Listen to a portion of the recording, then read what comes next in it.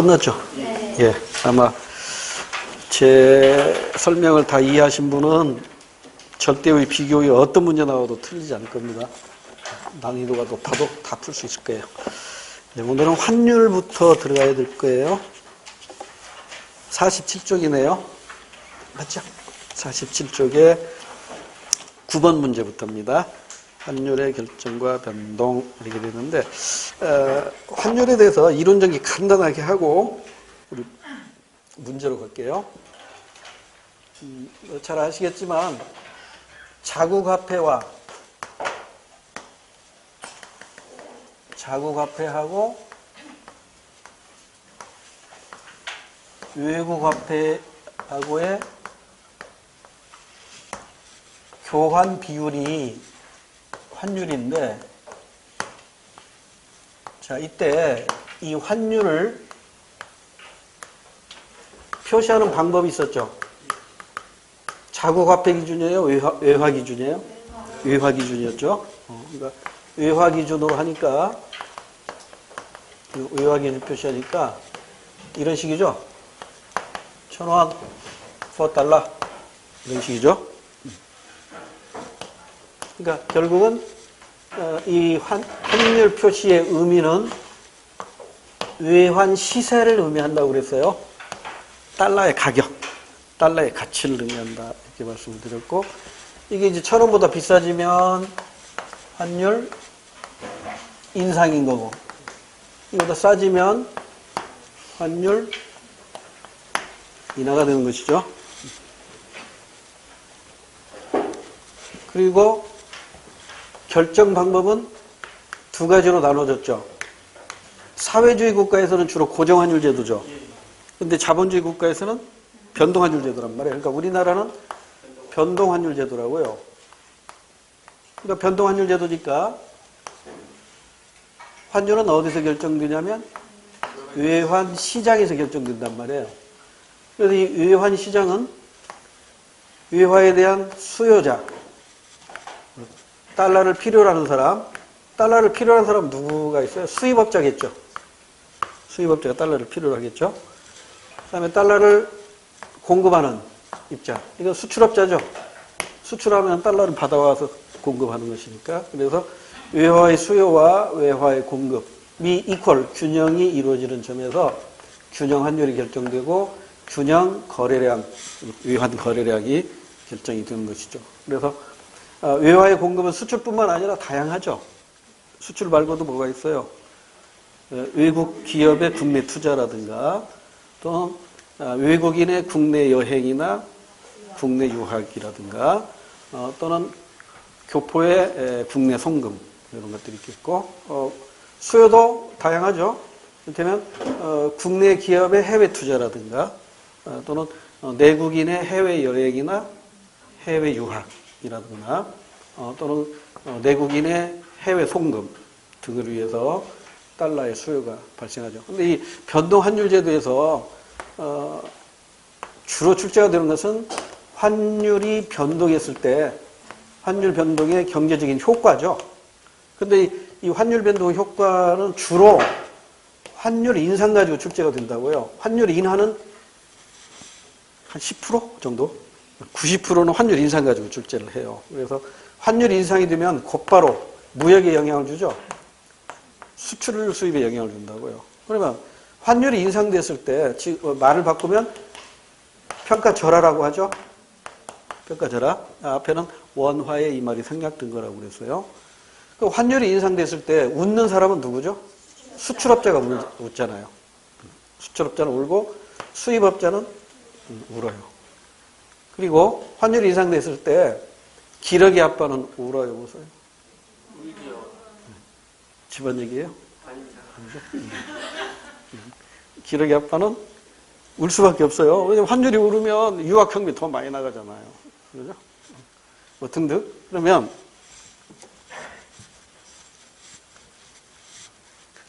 이렇게 수출이 증가하는 이유는 아시죠? 국내 상품의 외화 표시 가격이 싸지기 때문이죠. 그죠?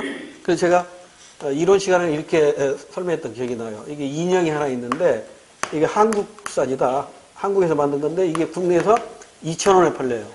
그러면 이게 만약에 환율이 1,000원이라면 이거 몇 달러로 표시돼요? 2,000원이니까 2달러로 표시가 되잖아요. 근데 환율이 올라가지고 2의 돕기시 2배 올랐다고 봅시다. 2,000원 됐어요.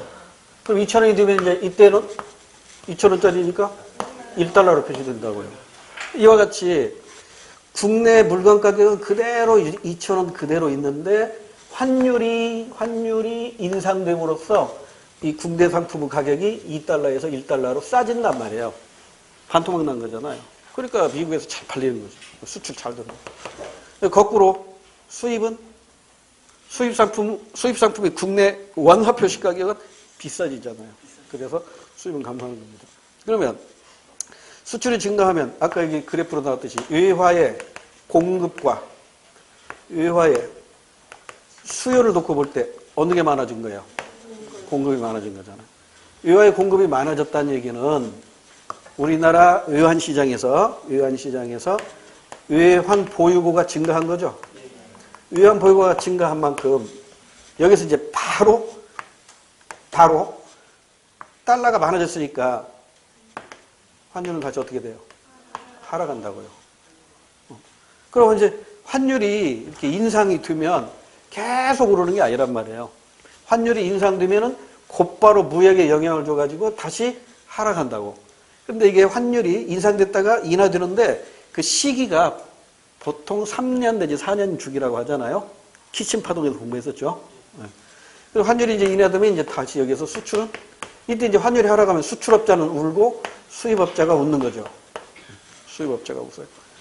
그래서 역시 여기서도 외화의 수요가 많아져가지고 외환 보유고는 감소하겠죠. 외환 보유고 감소하면 다시 환율은 인상되는 거예요. 이렇게 도는데 여기에 하나 더, 한 박자 더 있죠. 외환 보유고가 증가하면 국내 통화량이 증가하잖아요. 국내 통화량이 증가하면 국내 물가가 올라요. 인플레이션이 발생해요. 국내 물가가 오르면 다시 수출은 어떻게 돼요? 안 돼요. 비싸니까 안 사간다고. 수입은 증가해요. 이렇게 돼서 이제 다시 외환 보유고 감소. 외환 보유고 감소하니까 다시 환율 하락하죠. 외환 보유고 감소하니까 환율 인상이죠. 외환 보유고 감소하니까 다시 환율 인상. 가지고 이게 또 이렇게 돌면서 얘가 또 이렇게 돌아간다고. 이게 계속 반복되는 거예요. 주기적으로. 이 정도 하고. 이게 이제 달러만 가지고 지금 소개를 한 것인데 9번 문제를 풀려면 달러만 이해해서는 안 되는 것 같네요. 하나만 더 정리하고 문제로 들어갈게요. 최근에 이런 문제들이 눈에 띕니다. 1,4달러. 지금 달러 환율만 놓고 볼게요. 환율이 과거고 이건 예상입니다. 이게 현재입니다. T0. 이게 현재예요. 여기는 예상이에요. 1,4달러. 지금 환율이 오르고 있죠? 환율이 오르고 있어요. 오르고 있을 때 수출을 한 경우에 그 대금은 빨리 받는 게 유리할까요? 천천히 받는 게 유리할까요? 나중에 받는 게 유리하겠죠? 왜냐면 달러 가치가 높아지니까 환차익이 생긴다고요. 그래서 수출 대금은 나중에 수취하는 게 유리해요. 근데 수입 대금은 반대겠죠. 수입 대금은 지금 수입을 했다면 나중에 주면 손해입니다. 지금 당장 갚아야 돼요.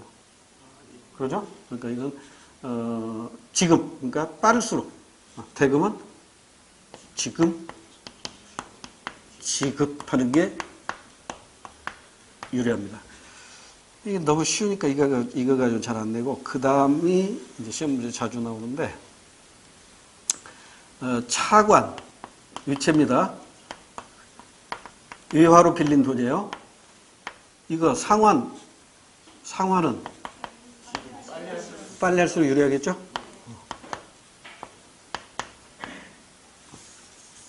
유체 상환은 빠를수록 유리합니다. 해외 여행이나 유학은 역시 빠를수록 유리합니다. 그 다음에 시험은 아직 안 나왔지만 나올 법한 게 하나 있죠. 국내 주식은 어떨까요? 국내 주가는 하락하겠죠? 국내 주가는 하락합니다. 왜냐하면 외국인이 우리나라에서 주식을 샀잖아요. 근데 외국 사람이 들어올 때는 달러를 가지고 들어왔다고? 이걸 한국 돈으로 바꿔서 샀겠죠. 그럼 이 주식 자체가 한국 돈으로 표시된 거잖아요. 그러니까 환율이 인상될 때는 한국 돈 가치가 하락한 거잖아요. 그러니까 주식 가지고 있어봤자 계속 한국 화폐 가치가 하락하니까 손해라고. 그러니까 빨리 팔고 가려고 주식을 증권시장에다가 내놓는 외국인들이 많다고. 그러면 주식 가격은 하락하겠죠. 이건 아직 시험 문제 안 나왔어요. 주가, 국내 주가 하락하고.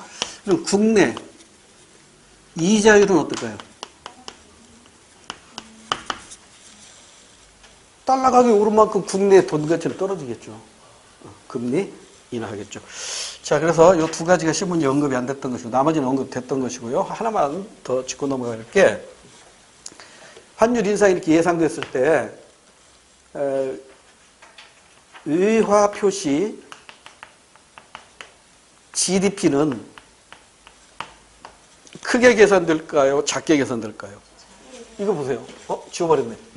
아까 환율이 오르니까 2,000원 생산했는데 2달러로 표시되던 것이 1달러로 표시됐잖아요. 그러니까 환율이 오를 때는 외화 표시 GDP는 작게 표시됩니다. 작게 표시돼요. 반대로 환율이 인하될 때에는 외화 표시 GDP는 크게 표시되겠죠. 이것도 시험 문제는 아직 안 나왔지만 알아두시면 좋을 것 같아요. 자, 지금까지 달러만 가지고 말씀을 드렸는데, 여러분 아시다시피 그 악덕 구리대금업자라고 제가 표현을 하는데요. 사실입니다. 그 IMF가 바로 악덕 구리대금업자잖아요. 이 IMF에서 뭘 발행하냐면 SDR이라는 걸 발행을 해요. 이게 SDR이라는 게 뭐냐면 스페셜 드로잉 라이스라고 해가지고 우리말로 번역하면 특별 인출권이라고 해요. 근데 이 특별 인출권을 발행하는 화폐가 이 기축통화를 가지고 발행을 해요. 그래서 가장 대표적인 게 이제 달러입니다. 달러. 그 다음에 유로화. 그 다음에 파운드화. 그 다음에 엔화, 그 다음에 위안화. 이렇게 5가지가 있어요. 이것을 이제 우리가 보통 기축통화다 이렇게 얘기하거든요. 근데 이게 다 몰라도 되고요. 보통 시험 문제 보면 달러나 유로화 또는 달러나 엔화 이런 걸 가지고 출제를 하더라고요. 그러니까 지금 우리 9번 문제도 수능에서 출제가 된 건데 달러하고 엔화를 가지고 한 거죠. 그러니까 여기 한국이 있고 중국, 일본, 이렇게 되죠. 여기 미국 이렇게 있잖아요.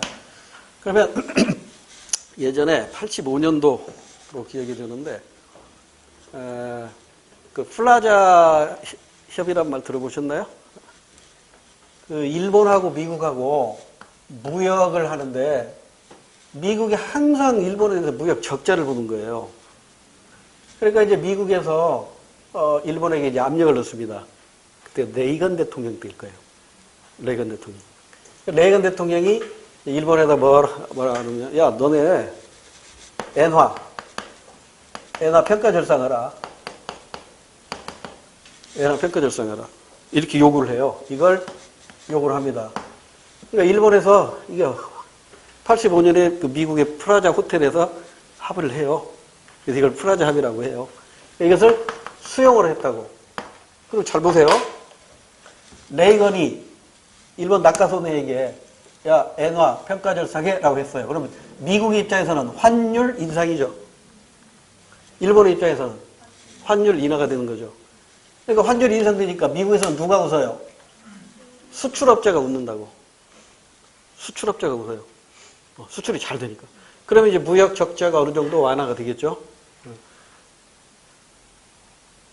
그런데 이제 그 뒤에, 이제 80년대 뒤에 90년대에 넘어와서 이번에는 일본하고 미국하고 무역 적자가 계속 누적이 돼요. 그러니까 이제 그 다음에 누가 나오죠? 아버지 부시. 아버지 부시가 이번에는 중국에다가 위안화 평가 절상해라 이렇게 요구를 한다고요. 그 다음 누구 차례예요? 그 다음에? 그 다음에 이게 차례겠네. 좀 걱정돼요. 은근히 얘기하고 있잖아요. 한국 너네 지금 환율 조작국 아니야? 이렇게 얘기하고 있잖아요. 너네 지금 환율 너네 돈가치를 너무 지금 낮추고 있잖아. 이렇게 얘기하고 있잖아요. 너네 가난한 척 하지 마 이거잖아.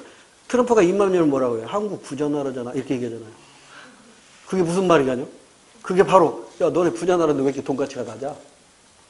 이런 얘기란 말이에요. 왜 언제 이 새끼 트럼프가 이거 원화의 평가절상 요구할지 모른다고요. 이렇게 힘 있는 나라이기 때문에 이게 가능하다고. 힘 없으면 얘기도 그거잖아요. 결국 지금 이번에는 9번 문제를 가지고 원포 달러하고 엠포 달러가 나왔잖아요. 그러니까 지금 한국과 일본의 관계라고. 그러면 이것도 이제 헷갈리지 말, 문제 풀 때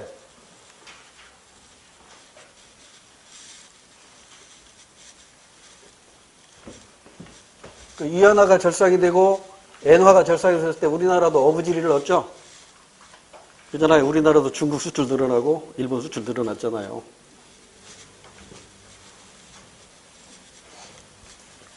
자, 지금 이 9번 문제에서는 여기 미국이 있고 여기 한국이 있고 일본이 있어요. 좀 삼각관계인데 자, 먼저 원포 달러를 볼게요. 원포 달러니까 한국과 미국과의 관계죠. 그리고 원포 달러는 한국을 기준으로 하는 거죠. 원포 달러니까 달러라는 과자 가격이 한국에서는 얼마에 팔리느냐 이거잖아요. 그러죠? 과거에 1,200원에 팔리던 것이 이제 1,100원에 팔린대요. 그럼 싸게 팔린 거야? 비싸게 팔린 거야? 싸게 팔리는 거라고. 그러니까 달러의 가격이 하락한 거예요. 하락한 거예요. 그러면 미국으로 돌아가 볼게요. 미국은 이거 어떻게 표시해야 돼요? 달러 for 원 이렇게 표시하죠. 미국에서는 원이라는 과자 가격이 비싸진 거죠. 비싸진 거죠. 그러니까 미국의 입장에서는 환율 인상, 우리 한국의 입장에서는 환율 인하. 미국은 수출업자가 웃고 한국은 수입업자가 웃겠네. 그러죠? 그 다음 1번 N4 달러란 말이에요. N4 달러니까 일본의 입장에서 달러라는 과자 가격을 표시한 거잖아요. 근데 이것도 125N4달러에서 100N으로 됐으니까 달러의 가격이 하락한 거죠. 하락한 겁니다. 하락한 건데 그러면 미국과의 관계에서 보면 달러 for 엔도 이건 옳은 거죠. 그럼 미국의 입장에서는 수출업자가 다 유리하네. 한국도 수출 잘 되고 일본에도 수출이 잘 되겠죠. 그러죠. 그런데 이 출제자의 의도는 뭐냐면 거기 보세요. 원포 달러는 1,200원에서 1,100원으로 됐고요. 엠포 달러는 125원에서 100원으로 하락했단 말이에요. 그러면 이건 1,000단위면 100단위니까 이해하기 힘들잖아요. 그러니까 동그라미 하나 없애버리자고. 동그라미 하나 없앴어요? 그러면 120원짜리 달러가 110원에 팔리는 것하고 125원짜리가 100원에 팔리는 거 어느 게 더 많이 싸진 거야? 이게 더 많이 싸진 거다. 그러니까 일본에서 달러의 가격이 더 많이 싸진 거야. 일본에서 달러의 가격이 더 많이 싸진 거야. 그럼 이거 미국에서 엔화의 가격이 더 많이 비싸진 거겠죠? 그러죠? 그러면 미국 시장에서 한국 제품이 유리해요? 일본 제품이 유리해요? 한국 제품이 유리하지. 아, 이거 싸잖아. 이거 비싸졌고. 이해됐어요? 이걸 알고 있는가를 묻고 있는 거예요. 자, 다시. 지금 이 문제는 원퍼 달러하고 엠퍼 달러를 줬다고요. 원퍼 달러는 이건 한국의 입장에서 달러라는 과자 가격을 표시한 거고, 엠퍼 달러는 일본의 입장에서 달러라는 과자 가격을 표시한 거예요. 근데 한국이나 일본이나 모두 싸졌다고. 싸졌는데 120원에서 110원으로 싸진 것보다 125원에서 100원으로 싸진 거, 이게 더 많이 싸졌다고. 그러죠? 이게 더 많이 싸졌다고. 이게 더 많이 싸졌기 때문에 미국의 입장에서는 엔화 가치가 더 많이 오른 거잖아요. 반대로 생각해야 되니까. 그럼 미국 시장에서는 한국 상품하고 일본 상품이 나왔을 때 일본 상품이 더 많이 오른 것이니까 한국 상품이 더 잘 팔리고 일본 상품은 잘 안 팔릴 거라고. 이걸 이해하고 있는가를 묻고 있는 문제이기 때문에 이게 수능에서는 이게 3점짜리 문제로 출제됐어요.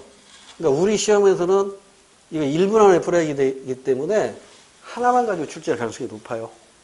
하나만 가지고. 그러니까 우리는 두 개를 다 일단 이해를 해 두시고요. 자, 이제 1번부터 보겠습니다. 옳은 거 찾으래요. 미국이 한국과 일본에 수출하는 제품의 가격 경쟁력이 낮아졌다. 이 말은 안 팔린다 이 말이잖아요. 반대로 돼 있죠? 미국이 한국과 일본의 수출 경쟁력이 높아졌어요. 가격이 싸졌으니까. 자, 그래서 1번 반대로 돼 있고요. 2번. 일본산 부품을 사용하는 우리나라 기업의 생산 비용은 상승하였다. 여기 보세요. 지금 엔화 가치가 하락했죠? 그러니까 우리나라에서 엔화 가치 사는데 어때요? 부담이 있어요, 없어요? 없단 말이에요. 그러니까 우리나라 입장에서 수입업자가 유리하죠. 왜? 싸게 사오니까. 따라서 생산 비용은 상승하였다가 아니라 감소, 하락하였다. 이렇게 해야 맞아요. 2번이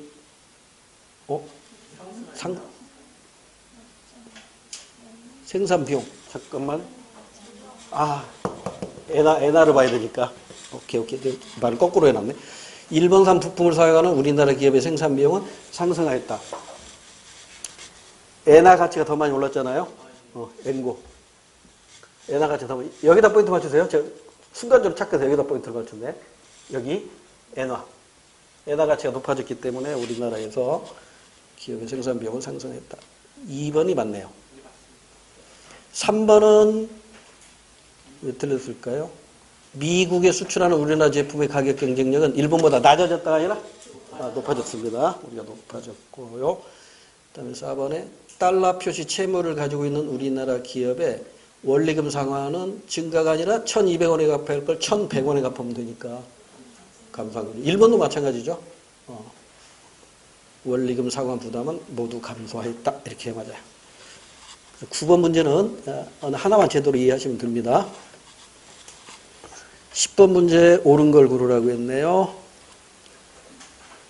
자, 국내 국민경제에다가 외국이 포함된 국제경제의 흐름이 나와 있어요. 가는 뭘까요?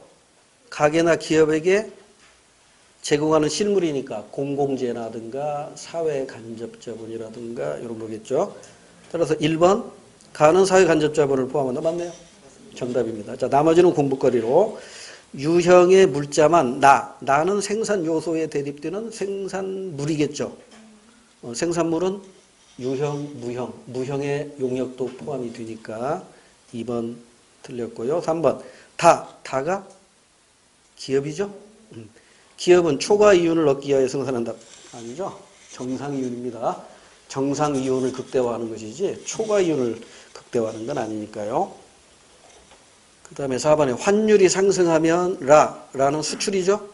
감소한다가 아니라 증가한다. 이렇게 맞겠죠. 넘어갈게요. 11번 그래프에 대한 설명으로 합리적인 판단을 한 사람을 찾으랍니다. 1 for N. 우리나라에서 엔화 가격, 엔화 환율을 예상하기를 상승한다고 예상했고요. 원 포 달러, 우리나라에서 달러 환율이 하락할 것으로 예상했네요. 따라서 일본에는 수출이 유리하고요. 미국에는 수입이 유리하다. 이렇게 표현할 수 있고요. 이제 하나씩 봅니다. 갑. 엔화로 표시된 외채의 상환을 미루어야겠네. 반대죠? 지금 엔고. 그렇죠. 빨리 갚아야 돼요. 오히려 달러로 표시된 외채는 나중에 갚아도 되겠죠. 갑 반대로 돼 있고, 을. 지난 미국 출장에서 남은 달러를 원화로 환전을 미루어야겠어. 즉, 달러 환율 떨어지고 있으니까 빨리 환전해야 되죠. 이 을도 틀렸고요. 3번 병. 결혼 25주년 기념 일본 여행을 빨리 다녀와야겠어. 맞네 이거. 엔화 가치가 높아지니까 빨리 갔다 와야 되죠. 3번 정답이고요. 정. 미국에서 수입한 자동차 대금은 서둘러 결제해야겠어. 아니죠? 천천히 결제해도 됩니다. 환율이 인하되고 있기 때문에. 12번 변동환율 제도 하에서 다음과 같은 국제거래가 발생하였다. 그 결과에 대해 옳게 추론한 것을 보기에서 모두 고른 것. 자동차 500만 달러치 수출해놓고 1번에 보니까 가 환율 하락 이렇게 돼 있네요. 맞나요? 수출했으니까 달러가 공급이 되죠. 그럼 외환 보유고 증가하죠. 그리고 환율은 하락하네요. 정답이네요. 싱겁죠? 1번 정답. 2번은 왜 틀렸는가 확인합니다. 신혼부부들이 해외로 여행을 가서 10만 달러를 지출했대요. 그럼 우리나라에서 달러가 나간 거잖아요. 그러면 외환 보유고가 줄어든다고. 그럼 환율은 오를 수밖에 없죠. 2번 반대로 되고 3번 외채에 대한 이자로 외국에 100만 달러를 지급했대요. 역시 우리나라에서 달러가 나간 거니까 달러 가격이 올라가겠죠. 환율 상승이라고 해야 되고요. 국내 주식시장에서 외국인이 200만 달러치 주식을 구입했대요. 그러면 우리나라에 달러 공급이 늘어나죠. 달러가 늘어나니까 환율 하락입니다. 자, 여기서 끝나지 말고 공부거리로 이 보기만을 가지고 국제 수지표를 한번 작성해 보세요. 가나다라 이 4개만 가지고 국제 수지표를 한번 작성해 보세요. 완벽하게 해보세요. 그럼 뭐가 들어가야 되지? 준비자산 계정이 들어가야 되죠?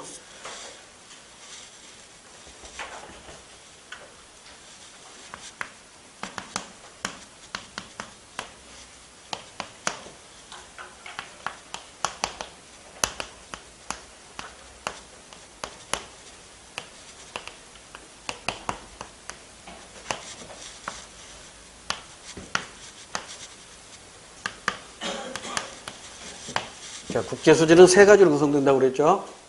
경상수지, 자본금융계정, 오차민 누락. 이걸 더하면 얼마가 돼야 돼요? 0. 0이란 건 균형을 의미한다고 그랬죠? 균형이도록 작성해야 된다. 이게 IMF가 그렇게 정해놨다고 그랬어요. 여기 상품수지, 서비스수지, 본원소득수지, 이전소득수지, 자본수지, 금융계정. 자, 이제 가방. 수출 500만 달러래요. 500만 달러. 해외여행 10만 달러 지출. 서비스 수지죠? 10만 달러. 마이너스. 이자를 지급했대요. 이자입니다. 이자니까 본원소득수지죠? 지급했다고 해서 100만 달러. 그 다음에 라번이 주식시장에서 200만 달러 주식을 구입했대요. 외국인 우리나라에서 구입했죠? 자본수지의 금융계정이에요. 금융계정이죠. 금융계정에서 주식을 구입했다고 했으니까 플러스 200만이에요. 자, 여러분 경상수지는 어떻게 돼요? 500만에서 110만을 빼니까 390만. 390만 흑자. 자본금융계정은요? 플러스 200이니까 그대로 흑자 200만. 그럼 종합수지는 플러스 590만. 그럼 이거 0으로 만들어주기 위해서 금융계정에 뭐가 있다고 그랬죠? 준비, 자산, 계정이 있다고 그랬죠. 준비, 자산, 계정. 얼마로 표시돼요? 마이너스 590만. 이렇게 표시되니까. 자, 여기 마이너스로 표시됐으니까 외환 보유고 증가 감소. 마이너스니까 감소하면 큰일 난다고 그랬잖아요. 이게 왜 마이너스야? 이 플러스를 조정해 주기 위해서 마이너스를 시킨 거잖아요. 그러니까 이 준비자산 계정은 이게 조정 항목이라고 그랬잖아요. 조정. 따라서 이게 마이너스면 바로 국제수지가 흑자를 이룬 거예요. 그래서 외환 보유고는 증가한 거예요. 요거 나오면 많이 들릴 거야. 요 한 문제가 요 당락이 결정될 수도 있어요. 이해됐죠? 이 준비자산 계정 조정 항목이기 때문에 0으로 만들어주기 위한 조정 항목으로 국제수지가 흑자가 되면 저기는 마이너스 표시가 돼요. 이게 적자가 되면 플러스로 표시가 돼요. 이해됐죠?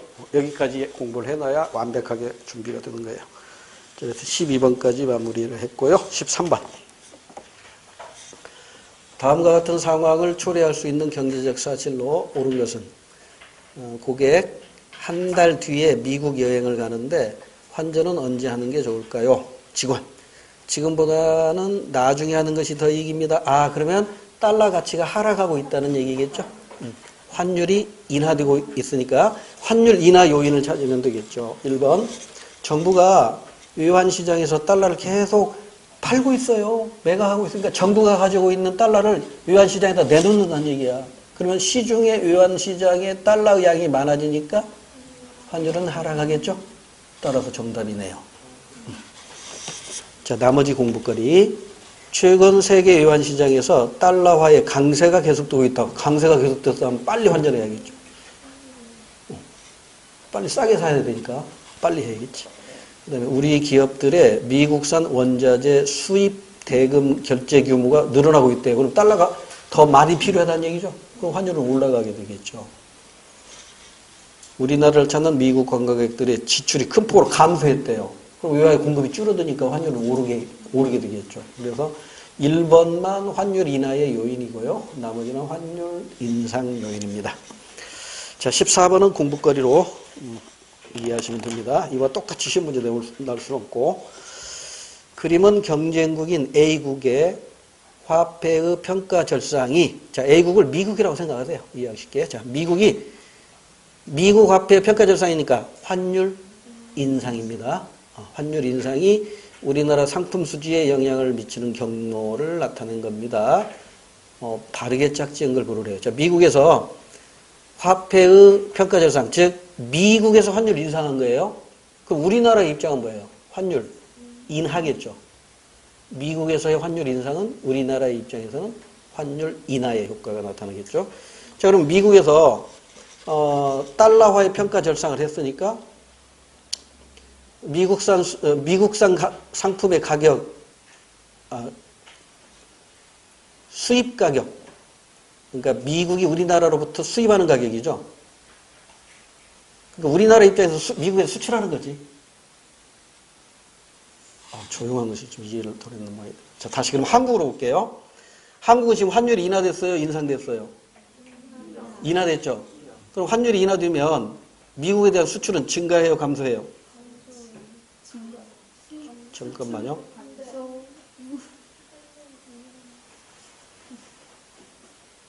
A국 화폐 평가 절상이 우리나라의 상품 수지에 영향을 미치는 경로를 나타낸 것, 바르게 짝지은 거라고 했단 말이에요. 그럼 A국을 미국으로 보면 미국 화폐가 평가 절상이 됐다.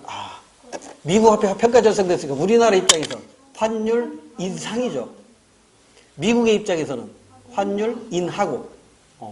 자, 다시 미국의 입장에서 달러 가격을 올렸단 말이에요. 그럼 우리나라 입장에서 환율 인상이에요. 그러면 한국이 A국에 대한 수출은 증가하겠죠. 왜 증가해요? 싸니까. 미국의 입장에서는 수입을 하는데 수입 상품 가격이 싸니까 많이 사가잖아요. 그러니까 그게 수입 가격 하락하고 A국에 대한 수출하고 이렇게 연결이 된 거예요. 화살표가 좀 엉성하게 돼 있지만. 그러니까 기억번에 들어갈 게 뭐예요? 증가. 그러면 니은번에 들어갈 것은 A국을 제외한 다른 나라의 수출도 당연히 증가하겠죠. 미국을 제외한 다른 나라에도 지금 우리나라에서 환율이 인상됐으니까. 그 다음에 A국으로부터 수입은 어떻게 돼요? 미국으로부터 수입은 당연히 감소하죠. 환율이 인상이니까. 그 얘기를 지금 써놓은 겁니다. 자, 다시. 이 표는 좀, 표가 A국을 이제 미국이라고 보고 미국에서 화폐가 평가 절상이 됐으니까 우리나라 입장에서는 환율 인상이란 말이에요. 그러면 우리나라에서 미국에 대한 수출 증가, 수입 감소. 이걸 그림으로 이렇게 표시한 것이니까 그 원리만 아시면 됩니다. 그러면 정답은 몇 번으로? 1번. 증가, 감소. 넘어가서 15번. 가나에서 국내 기업들의 원포 달러 환율 변동에 대한 예측으로 옳은 것. 가번. 기업 운영 자금이 필요하지만 수출 대금으로 받은 달러화의 원화 환전을 미루는 기업이 늘어나고 있대요. 왜 늘어나고 있을까요? 앞으로 환율이 오를 것이니까. 달러 가격이 오르니까 천천히 할수록 유리하겠죠. 상승이니까 1번 아니면 2번이 정답이겠네요. 나번. 달러화 저축 이자율이 원화 저축 이자율보다 낮지만 기업들은 달러화 저축이 빠른 속도로 증가하겠다. 왜? 이자율은 낮은데 달러로 저축을 많이 할까요? 달러의 환차익. 달러 가치가 계속 올라가니까 그 환차익을 노리는 거죠. 둘 다 환율은 오를 것이라는 예측이 가능하네요. 정답은 1번. 16번 문제, 아주 전형적인 문제입니다. 이런 유형의 문제가 우리 공무원 임용시험에서도 출제가 된 바가 있어요. 그러면 우리나라 외환시장에서 달러에 대한 수요 곡선과 공급 곡선을 나타낸 것이다. 균형점이 E0에서 A 또는 B로 이동하게 된 사례를 고르래요. 적절한 사례. 그러면 A로 이동한 경우는 수요가 증가, 외화에 대한 수요가 증가한 것이고, B로 이동한 경우는 공급이 증가한 거란 말이에요. 그러니까 이게 외화의 수요 요인하고 외화의 공급 요인을 알고 있는가를 묻고 있는 문제입니다. 자, 먼저 1번. E0에서 A로 갔으니까 외화의 수요 증가인가를 확인하면 되겠죠. 외국인들이 우리나라 시장에서 채권 매입을 늘리고 있대요. 우리나라의 채권을 사들인대요. 그러면 달러가 우리나라에 많이 들어오겠네요. 외화의 공급 증가니까 B라고 해야 됩니다. E0에서 A가 아니라 B로 갑니다. 그 다음에 2번. 자, E0에서 A니까 수요 증가인가 확인합니다. 우리나라 국민들의 해외여행과 해외 유학이 증가하고 있대요. 그럼 달러를 많이 필요로 하죠. 외화의 수요가 증가하니까 수요 곡선이 오른쪽으로 이동하니까 A로 갑니다. 정답이네요. 2번 정답입니다. 3번 공부거리. 해외 금융기관이 우리나라에 대한 투자를 줄이고 있대요. 그럼 이건 공급 감소죠. 근데 이 그림에는 없어요. 공급 곡선이 왼쪽으로 가야 됩니다. 그럼 환율은 오르겠죠. 그 다음에 4번. 달러 가치 상승을 예상한 우리나라 수익 기업들의 환전이 늘어나고 있다. 우리나라 수익 기업들이 달러를 막 사들인다는 거죠. 그럼 외화의 수요가 증가한 것이니까 A로 가야겠죠. A. 2번만 맞고 나머지는 틀렸고. 17번. 그림에 A에서 E는 외환시장에서 나타날 수 있는 균형점들이다. 한 균형점에서 다른 균형점으로의 이동과 그 원인으로 가장 적절한 것은 단 외환시장은 수요와 공급 법칙이 따른다. 자, 지금 외화의 수요 곡선, 달러 수요 곡선이 하나만 나와 있네요. A, C, E 수요 곡선상의 점은 수요는 그대로 있고 공급만 변한 겁니다. 공급만 증가하니까 A에서 C, C에서 E로 가겠죠. 그럼 B는 뭐예요? 수요 감소.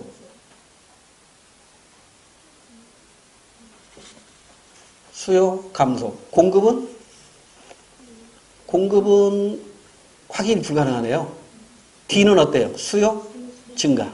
그러니까 B점하고 D점은 수요가 증가하거나 감소한 것이고요. A나 C나 E점은 공급이 증가한 것에 해당이 된다. 이렇게 이해하시면 돼요. 자, 그럼 먼저 1번. A에서 D로 갔대요. A에서 D로 갔다는 얘기는 수요가 증가한 거죠. 그럼 수요 증가 원인을 찾아보세요. 수출 증가, 공급 증가죠. 그림은 잠깐만요. 균형점이 어디예요? 균형점이? 한 균형점에서 다른 균형점으로 이동. 다시 1번은 A에서 D로 갔으니까 수요가 증가하고 공급은 어떻게 된 거예요? 공급도 움직이네요.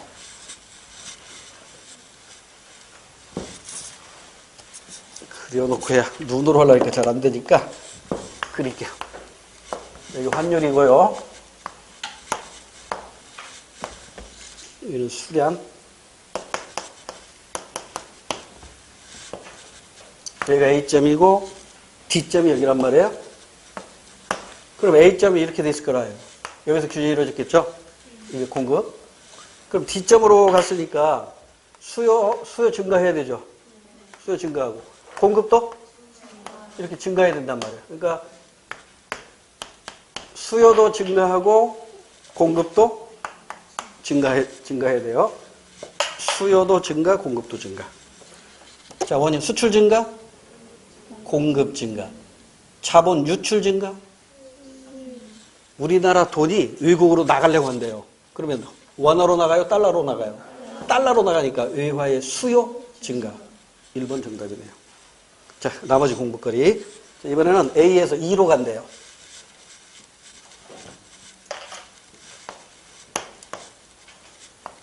이게 A인데 E로 간대요. E로 가니까 수요는 그대로 있고 공급만 증가하네요. 공급만 증가.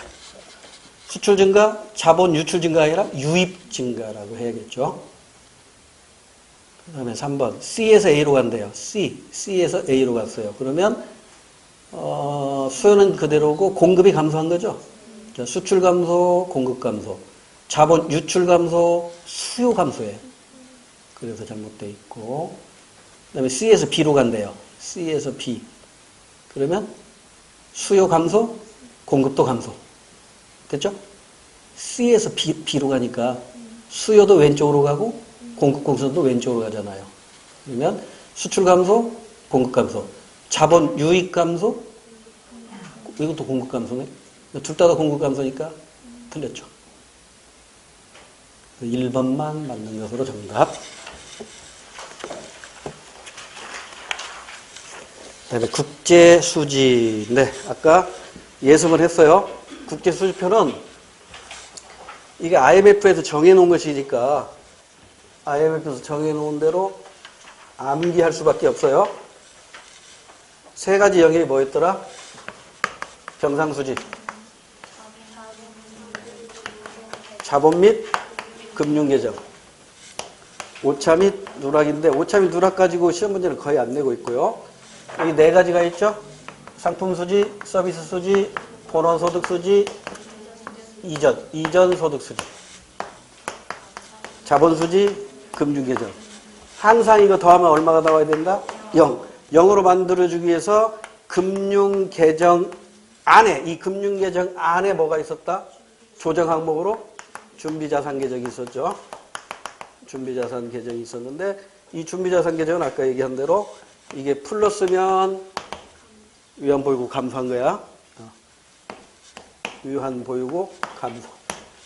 마이너스면 위안보유고 증가. 이게 플러스면 적자.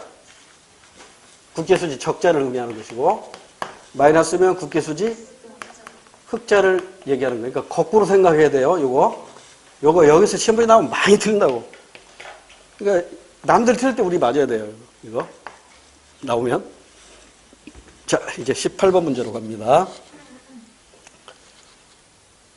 경상수지 자본금융계정까지 나왔네요. 오차 및 누락은 빠져있고.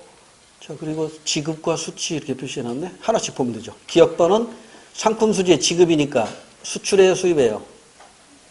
수입이네, 수입. 국내 반도체 제조업체가 반도체를 수출한 후 2억 달러 대금을 받으면 상품 수지의 수치로 가야 됩니다. 2억 달러 수치로 가야 돼요. 기억 틀렸어요. 1번 틀렸고 2번 니은은 서비스 수지의 수치네. 확인.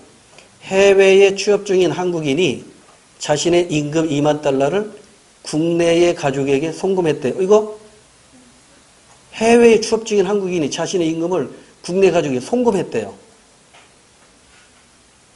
그러면 소득수지에서 수치 디귿번으로 가야죠. 디귿번.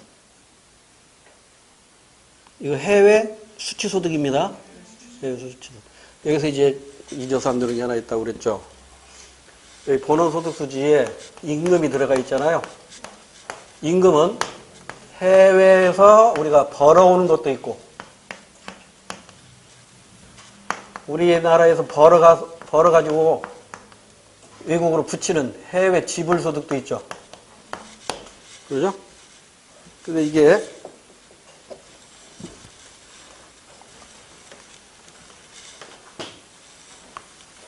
이 그림 가지고 설명을 드렸었고 이 그림을 활용해서 수능에서는 출제가 됐단 말이에요. 우리 임용시험은 아직 안 나왔어요. GDP A, B, C, GDP, CFP 세 영역이 있죠. A가 뭐예요? 해외 지불소득. B는 내국인의 국내소득. 국내 내국인 소득. C가 해외 수치소득이라고요.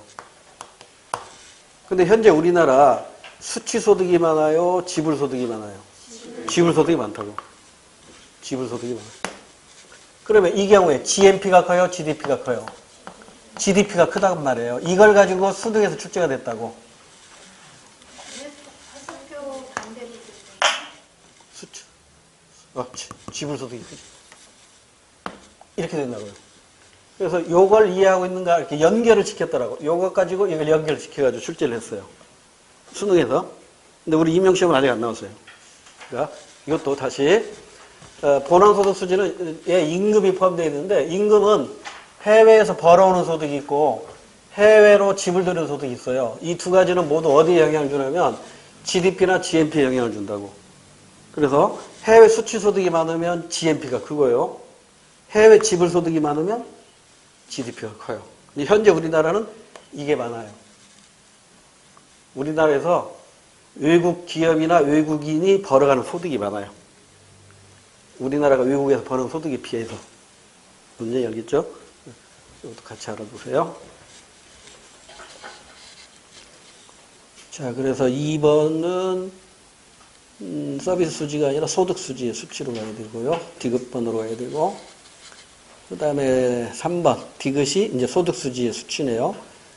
국내 기업이 외국의 해운 업체에 30만 달러 운송대금. 운송대금은 여기죠. 서비스 수지. 서비스 수지. 서비스 수지의 수치니까 니은이네요. 니은. 3번은 니은으로 해야 되고요. 그럼 4번이 맞겠네요.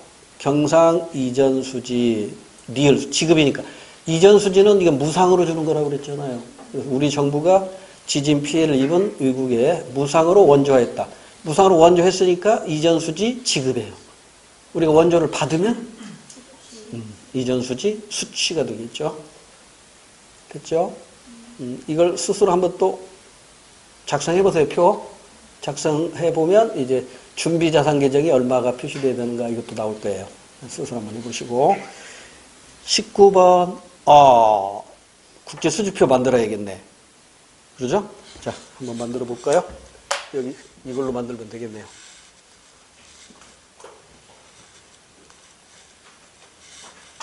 갑시다. 먼저 외국 모델이 국내 광고에 출연해가지고 1억 달러 받아갔대요.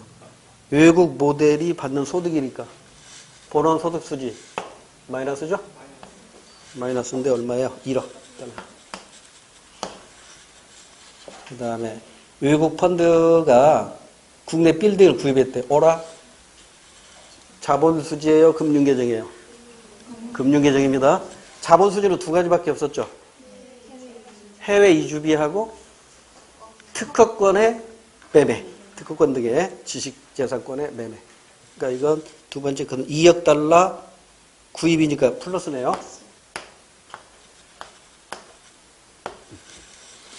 그다음에 재외동포 2세들이 국내 대학에 입학했대요. 그럼 1억 달러 갖고 들어왔겠네. 서비스 수지. 서비스 수지 1억 달러. 네, 국내 전자회사가 중국에 휴대폰 수출했다네요. 상품 수지 플러스 1억 달러.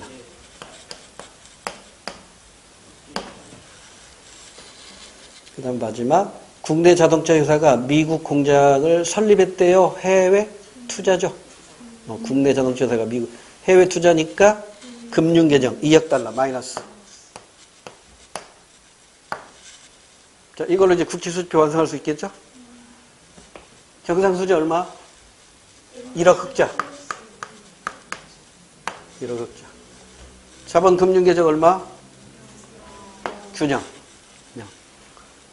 그러면 국제수지는 1억 흑자. 그러면 준비자산 계정은 마이너스 1억 해가지고 1억에서 0 이렇게 만들어주는 거예요.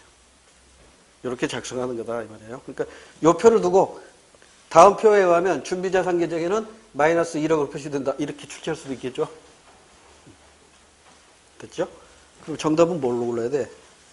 경상수지는 1억 흑자니까 3번인가요? 순서가 1, 2, 3, 4가 어떻게 이상하게 됐네. 그 3번에 있는 거죠? 됐고요. 그 다음에 국제경제 환경의 변화, WTO 체제에 관한 문제 같아요. 그림은 세계 무역 환경 변화와 그에 대한 대응 과정. 옳은 걸 그려요. 세계 무역 환경의 변화, 세계화와 지역경제 협력체 확산. 이 세계화가 바로 WTO 체제죠. 지역경제 협력체 확산이 바로 지역블록이죠. 지역블록. 그래서 국제무역 및 분쟁이 확대되면서 세계 각국의 무역정책은 둘 중에 하나겠죠. 자유무역과 보호무역인데 최근에는 선진국이 오히려 보호무역을 강화하고 있다. 이런 의미에서 신보호주의다 이렇게 표현한다고 그랬어요. 그래서 가번이 관세 인상으로 대응하는 거니까 보호무역이 될 것이고 자유무역은 무역개방이죠. 수출 수입 개방. 여기서 이제 관세와 관련해서 제가 전 시간에 한번 설명을 드리려다가 못 드렸는데 오늘 잠깐 관세의 효과 이것은 이미 출제가 돼버리는 건데 또 언제 어떻게 출제될지 모르니까 한우로 예를 들게요.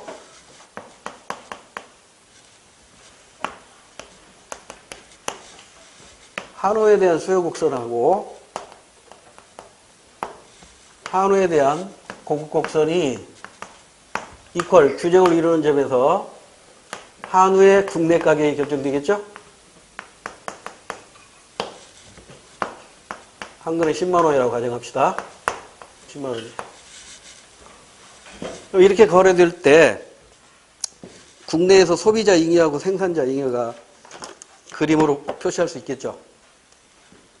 여기 위에 있는 삼각형이 뭐예요? 소비자 잉여. 아래에 있는 삼각형은 생산자 잉여겠죠. 이걸 합치면 사회적 잉여 또는 사회적 후생이라고 하잖아요. 그런데 자유무역을 한다고 가정합시다. 자유무역을 해보니까 미국에서도 우리 한우와 똑같은 환경 만들어 놓고 우리 한우 가져다가 키우고 있잖아요. 그래서 미국에서는 이 한우 가격이 이 가격이야. P1. 이게 국제 가격이라고 합시다. 4만 원이야. 한국에서는 한 근에 10만 원짜리가 미국에서는 4만 원에 팔린다고. 그러면 개방이 됐다고 가정해봐요. 자유무역을 했다고 가정해봐. 자유무역이니까 관세가 없어요. 그러면 가격이 이 가격으로 4만 원에 팔리니까 한우업자들은 사육 안 할 거죠, 이제. 사육 안 해요. 요만큼만 시장에다 내다 팔겠죠. 근데 수요자는 요만큼 살려고 하잖아요. 그러니까 지금 요만큼 국내에서 모자란다고. 이게 바로 뭐예요? 초과 수요. 이걸 어떻게 해야 돼요? 수입해야 되죠. 근데 관세 부과해야 안 해? 안 한단 말이에요. 자유무역이니까. 그러면 소비자에게는 어떻게 돼요? 이만큼 늘어나네요. 오케이? A, B, C로 해볼까?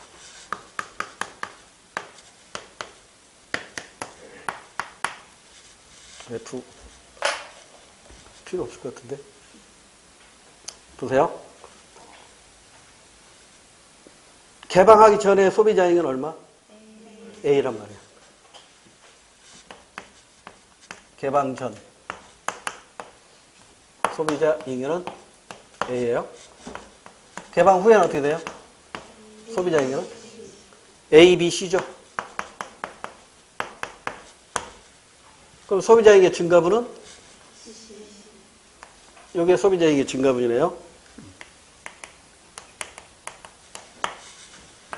생산자 잉여는 어떻게 돼요? 개방 전에는 어라? 이것도 해야겠다. D가 빠졌네. D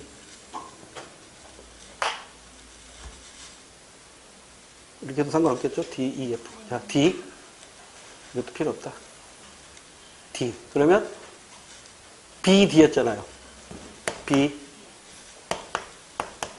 D였던 것이 이제 뭘로 변해요? D로 변해버리잖아요. 그럼 요거 감소분이죠? B가 감소했구나.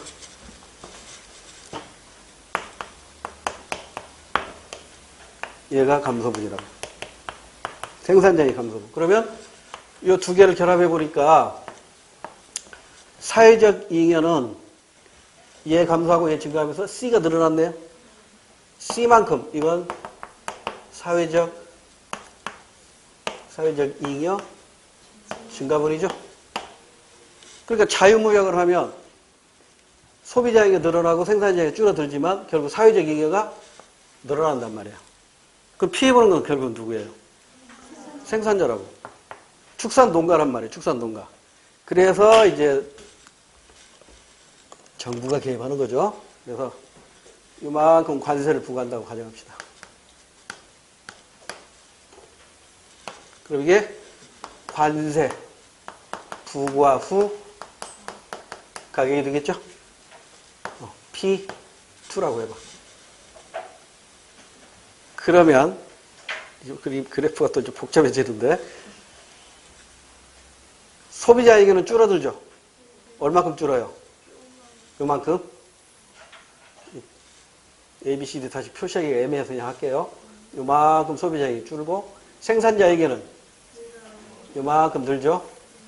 요만큼 늘고 요만큼 줄었으니까 요만큼이 사라지는데 이 중에 요만큼은 관세로 정부가 먹는 거잖아요. 그럼 이 양쪽 옆에 있는 이 삼각형 면적만큼 사회적 잉여가 사라진 거예요. 왜? 관세 부과해서. 그러니까 관세를 부과한다는 얘기는 정부가 개입한다는 얘기죠. 이거 바람직해야 안 해요? 안 한 거라고. 그냥 시장에다 맡기는 게 최고야. 그렇지만 축산농가를 보호하기 위해서는 어쩔 수 없이 개입할 수밖에 없는 거죠. 이런 내용 가지고 이미 출제가 됐었어요. 자, 그래서 20번 문제로 다시 와서 가번에 들어갈 것이 이제 보호무역입니다. 그 보호무역 수단은 관세 정책도 있지만 또 하나가 있죠. 비관세 정책도 있어요. 그 비관세 정책의 대표적인 게 수입할당제 같은 게 있다고 공부했죠. 자, 그럼 1번 맞나요? 기역의 진전은, 세계화의 진전은 국가 간의 의존성을 약화시킨 게 아니라 밀접하게 하죠. 강화시키는 것이고 1번 틀렸고 2번. 니은에 따라, 니은이 지역블록이네요. 영내 시장의 단일화가 진정된다. 이건 맞잖아요. EU 하면은 EU 지역 국가 간의 단일화 시장이 이루어지고 한미 FTA 하면 어떻게 돼요? 한국과 미국이 하나의 단일 시장이 되는 거잖아요. 따라서 2번은 맞는 이야기고요. 3번 니은은 지역블록은 영내 국가와 역외 국가 간의 관세 차별을 없앤다. 땡. 영내 국가만 관세 부과하지 않는 거고 역외 국가. 그러니까 FTA를 체결하지 않은 국가에 대해서는 관세를 부과하는 거니까요. 3번도 틀렸고 4번에 가는 보호무역이었죠. 국가 간 교역 증대에 기여하며 나는 자국산업을 보호하기 위한 거꾸로 돼 있죠. 가는 보호무역주의니까 수출은 장려하지만 수입을 규제하는 것이고요. 나는 자국 산업 보호하기 위한 게 아니라 수출 수입을 개방하기 위한 것이다. 이렇게 이해하시면 됩니다. 자, 이제 마지막 단원으로 나와 있는 경제생활과 금융. 요 부분이 고등학교 교과서가 개편되면서 신설된 부분이라 2015년 이제는 출제가 안 됐습니다. 그러다가 2015년 이후부터 한 문제씩 나오기 시작하죠.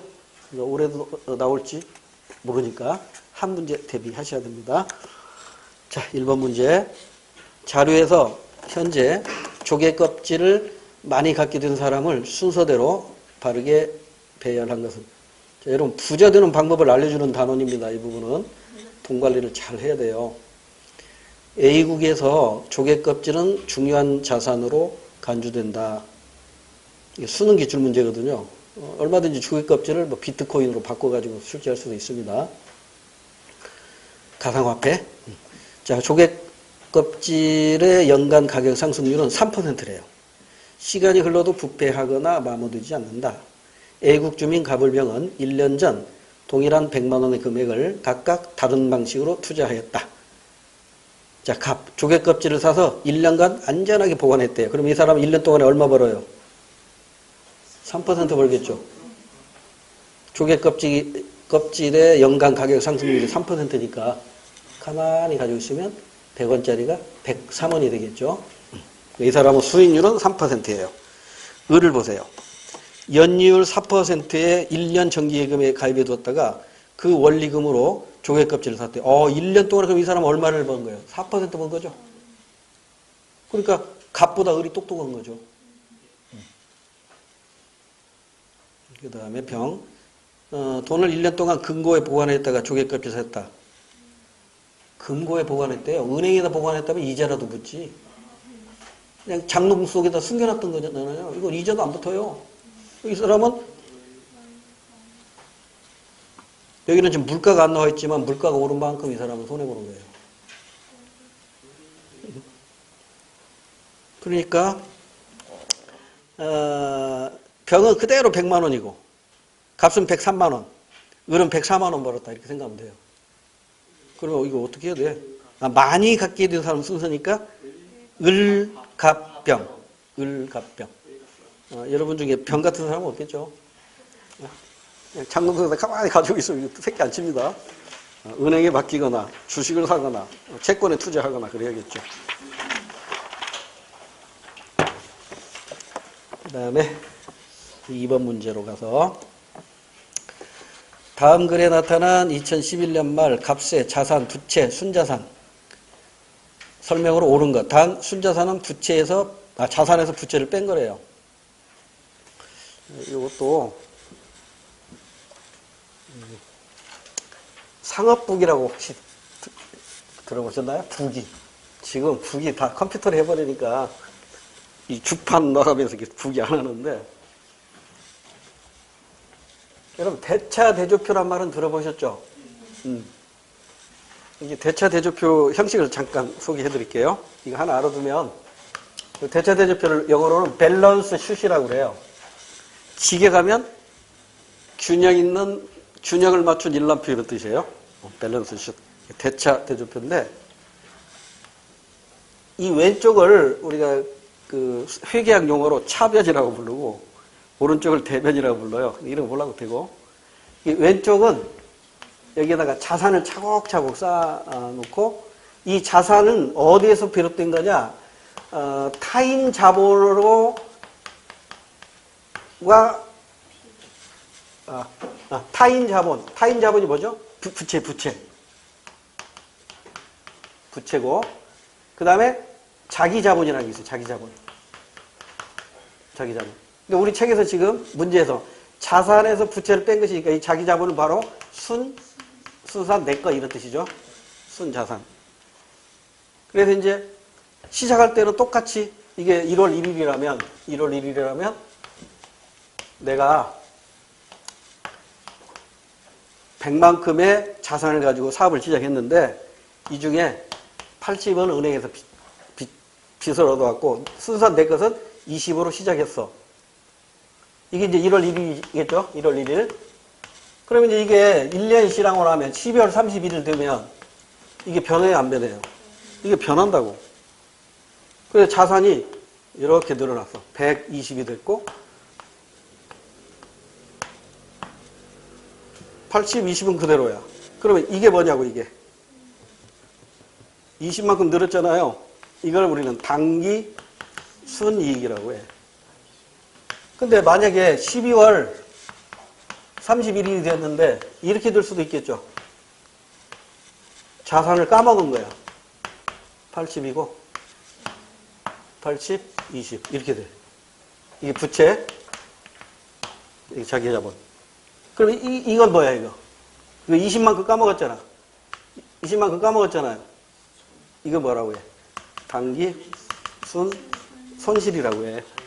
이게 지금 우리가 이걸 공부하기 위해서 제가 설명하기 한 게 아니고 이 틀을 하나 기억해 두시라 이 말이에요. 이 틀. 그러면 이 틀대로 한번 짜보자고요. 자, 2011년 말이네요. 2011년 말 12월 31일이겠지. 밸런스 쉿을 보면 컴퓨터 자산이죠. 컴퓨터 내 자산이잖아. 100만 원. 그 다음 신용카드 미결제액. 신용카드 미결제액이네. 미결제니까 이거 빚이죠. 빚이잖아. 빚 100만 원. 빚 100만 원. 그 다음에 현금 100만 원이네. 현금 내 자산이잖아. 100만 원. 그 다음에 예금, 이것도 자산이잖아. 예금 300만 원. 자산. 그 다음에 은행 대출 500만 원. 대출금 부채잖아. 500만 원. 500만 원.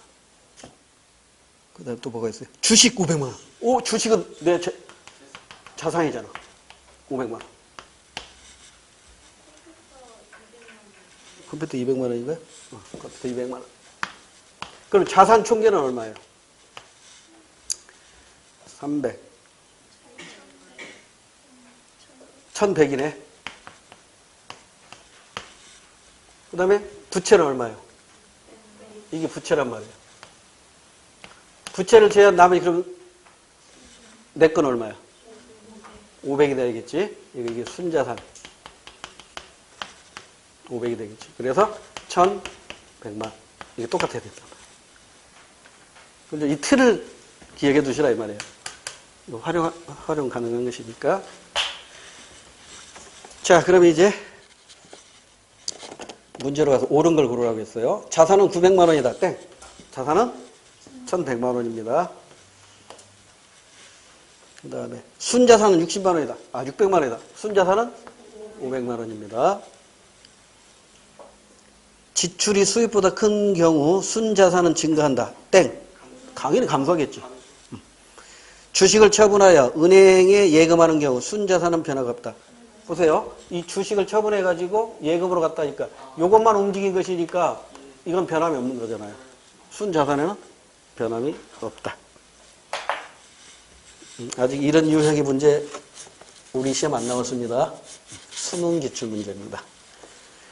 그 다음에 3번 표는 가구당 월평균 가계소득. 경상소득이 있고 비경상소득으로 구성된다는 거 공부하셨습니다. 그러니까 니은번이 비경상소득이고요. 경상소득 중에 대표적인 거 4가지가 있는데 그 중에 가장 비중이 큰 것이 임금이라고 그랬죠. 그러니까 기억번에 들어가야 할 게 임금이 됩니다. 임금. 그러면 1번으로 와서 기억은 임금은 봉급, 상여금, 수당 등을 포함한다. 당연한 얘기죠. 정답입니다. 자, 나머지는 왜 틀렸는가 공부해 봅시다. 예금 및 채권, 이자, 주식 배당금은 재산소득이겠죠?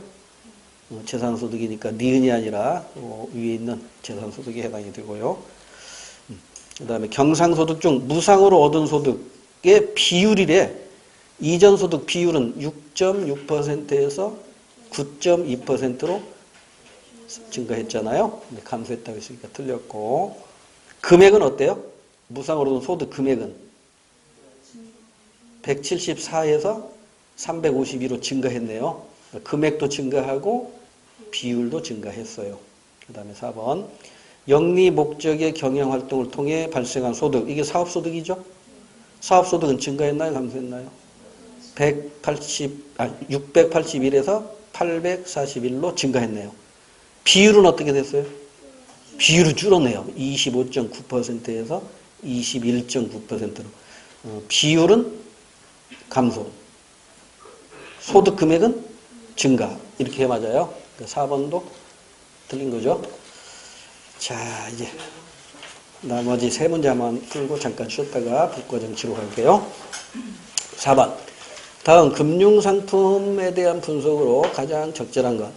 입출금이 자유로운 은행예금, 요구불 예금. 보통 예금이죠. B.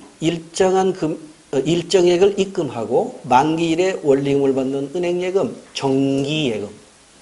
1년 만기도 있고 2년 만기도 있고요. 정기예금. C는 기업이 투자자에게 회사 소유권의 일부를 주는 증표, 주식입니다. 주식. 주주. 그 다음에 D는 정부가 자금 조달을 위해 발행한 일종의 차용증서, 정부니까 국채. 지방자치단체는 공공기관이라면 공채라고 할 것이고 일반 회사라면 회사채, 그냥 약해서 사채라고 하면 됩니다. 자, 이제 금융상품이 이렇게 네 가지가 나왔는데요. 1번, A는 B보다 유동성이 낮다. 이 유동성이란 말은 현금성을 말해요. 현금으로 바로 바꿀 수 있느냐 이거죠. A는 요구불 예금이기 때문에 언제든지 현금으로 찾을 수 있죠.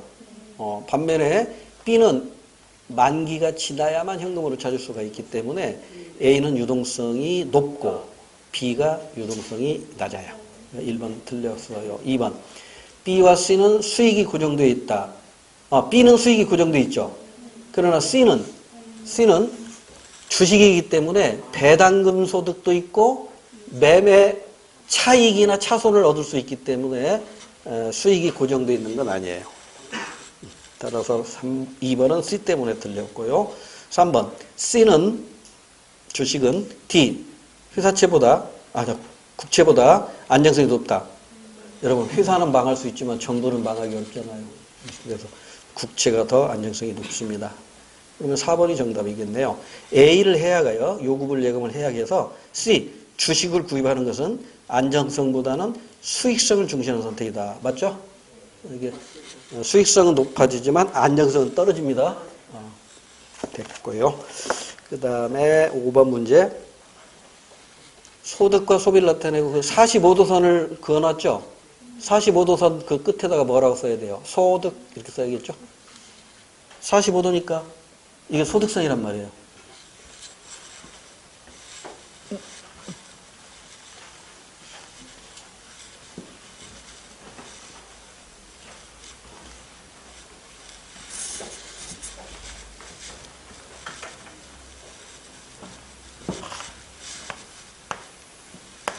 이게 소득이고요. 이게 소비를 나타내고 있고, 지금 45도선이니까 여기 직각삼각형을 그리면 이게 45도면 1대 1이잖아요. 여기가 루트 2고, 몰라도 되고. 얘하고 같단 말이에요. 그러니까 이 선 자체가 소득선인데 여기다가 이렇게 해가지고 소비선을 그어냈다고. 그럼 이 점은 뭐예요? 이 점은 소득 이퀄 소비잖아요. 그러니까 소비 성향이 1이란 말이야. 그러니까 저축 성향은 빵이겠지. 물론 앞에는 평균이란 말로 생략했어요. 평균 소비 성향, 평균 저축 성향 이렇게 표현하죠. 그러면 이걸 기준으로 해가지고 여기가 Y0라고 합시다. 오른쪽으로 갈수록 소비 성향은 작아지고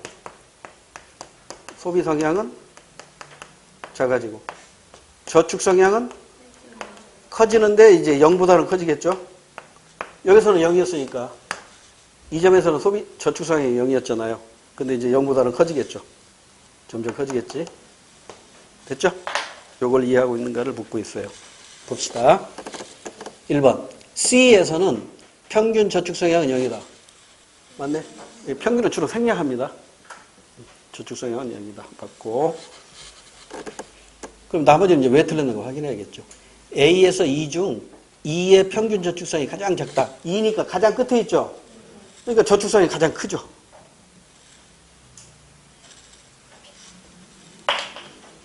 여기가 2라면 2.2니까 이렇게 되잖아요. 소득 중에서 이게 소비 성향이고 소득 중에서 이게 저축 성향이잖아요. 이게 소비고 이게 저축이잖아요. 그죠? 소득이 10이라고 하면 소비가 7이면 소비 성향 0.7, 저축 성향 0.3 이렇게 되겠죠. 2번도 틀렸고 2번 틀렸고 3번 A의 평균 저축 성향과 E의 평균 소비 성향 합은 1이다. A의 평균 저축 성향은 지금 마이너스로 기록되죠. 그리고 E의 평균 소비 성향은 플러스로 기록되죠. 근데 둘의 관계는 아무런 상관관계가 없습니다. 합은 1이다. 이거 말이 안 되는 거예요. 합이 1이 되는 건 소비 성향과 저축 성향을 합쳤을 때가 그렇게 되는 것이지 여기서 지금 점이 다르잖아요. A점하고 C점. 그러니까 만약에 C점이나 D점이나 E점은 소비 성향과 저축 성향을 더하면 항상 1이 나와야겠죠. 3번은 상관관계가 없는 거고요. 4번. D의 평균 저축 성향과 D면 플러스겠네요. B의 평균 소비 성향. B의 평균 소비 성향. B의 평균 소비 성향은 이것도 플러스인데 1보다 크겠네요. 따라서 합치면 0이 아니라 0보다 훨씬 크죠. 다시. D의 평균 저축 성향 플러스로 기록되죠. 그 다음에 B의 평균 소비 성향은 소득보다 소비가 많잖아요. 그러니까 1보다 크잖아요. 그러니까 두 개 합치면 1보다 더 커야겠지. 합이 0이 아니라. 말도 안 되는 얘기 써놓은 거예요. 1번만 옳은 것이고요. 자, 오늘 경제편의 마지막 문제. 그래프는 값을 두 사람의 소득과 소비 곡선을 나타낸 겁니다. 옳지 않은 걸 찾아내요. 이게 이제 모딜리아니 교수가 제시한 생애 주기 가설인데 값을 보니까 이렇게 해서는 안 되겠다 싶죠? 그 보니까 그 그래프 아래 B가 이게 플러스 저축인데 A하고 C, 즉 마이너스 저축보다 작아요. 자식들한테 빚만 남기고 가는 사람이라고. 오른쪽 을을 보니까 이게 바로 여러분의 그림이 되길 바라요. B, 플러스 저축이 마이너스 저축인 A씨보다 훨씬 크잖아요. 그럼 이 사람들은 지금 일은 몇 살 때부터 일한 거야? 30이 아니라 20살 때부터 일을 시작한 거잖아요. 그럼 언제 은퇴했어요? 60이 아니라 80이죠. 30과 60일 때는 똔똔이 든 거고, 일은 20대부터 시작해서 80대까지 일을 했어요. 60년간. 열심히 해가지고, 값은 참 팍팍한 삶을 사는 것이고, 을은 그나마 조금 여유있게 삶을 산 거예요. 자, 그러면 1번. B의 영역은 저축을 나타낸다. 맞죠? 플러스 저축 영역이니까 맞고요. 소득의 합계는 값보다 을이 크다. 맞죠? B가 훨씬 크니까. 그 다음에 갑과 을의 소득이 발생하는 기간은 30년이다. 30년이 아니라 20살에서 80살까지니까 60년이에요. 60년. 속기 쉽죠? 30살에서 60살까지 돈 번 게 아니라 20살에서 80살까지는 경제활동 한 거란 말이에요. 3번이 틀렸고요. 60년이라고 해야 맞고. 4번. 값의 경우 소득의 합계보다 소비 합계가 크다. 소비 합계가 더 맞잖아요. 그러니까 소득보다 소비가 크니까 마이너스 저축이라는 얘기잖아요. 자식들이 불쌍하죠. 잠깐 쉬었다가 법과정 치러 갈게요.